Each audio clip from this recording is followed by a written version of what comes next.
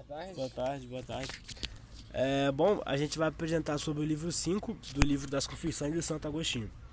Bom, do livro 1 ao livro 9, Santo Agostinho faz uma autobiografia, onde apresenta onde ele nasceu, a sua vida e algumas filosofias das quais ele participou e estudou.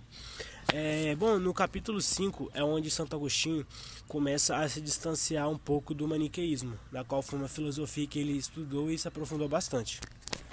Agostinho de Hipona, sendo filho de Santa Mônica, ele teve grande influência da sua mãe para seguir o caminho do cristianismo. Porém, ele tinha uma questão de um vazio interno, ele queria descobrir por si só, e não por influência de alguém, o caminho que ele consideraria certo. Mas ele, por conta dessa influência da mãe, ele acabou lendo o Velho Testamento, só que ele não se identificou muito bem com a imagem de um Deus que às vezes era piedoso e às vezes era muito cruel.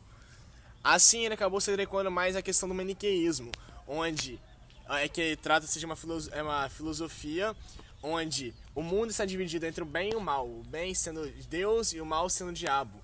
O mal sendo as questões externas do mundo que são sempre em um constante conflito com o bem, que seria a questão do espírito.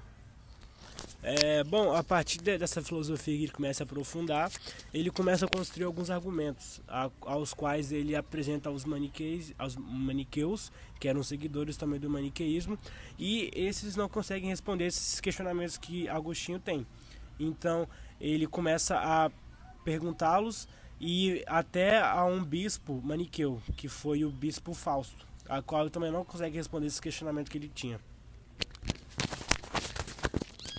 Agostinho, ele tinha uma questão que ele não conseguia entender muito bem, ele passou a não conseguir entender muito bem essa naturalidade de algo bem e de algo do bem e algo do mal. Assim, principalmente da questão do mal, porque para ele, Deus sendo bondoso, ele não criaria, e sendo criador do mundo, ele não poderia ter criado o mal em si. Então o mal não poderia ter sido uma questão natural. A partir desse momento, então, no qual ele propõe esse questionamento ao bispo Fausto, ele não consegue responder, ele tem uma total desilusão do maniqueísmo, a qual ele começa a se distanciar um pouco.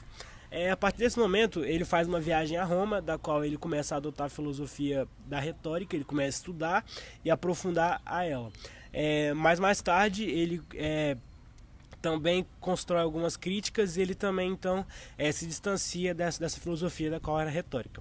Ele faz uma viagem então também até a Milão.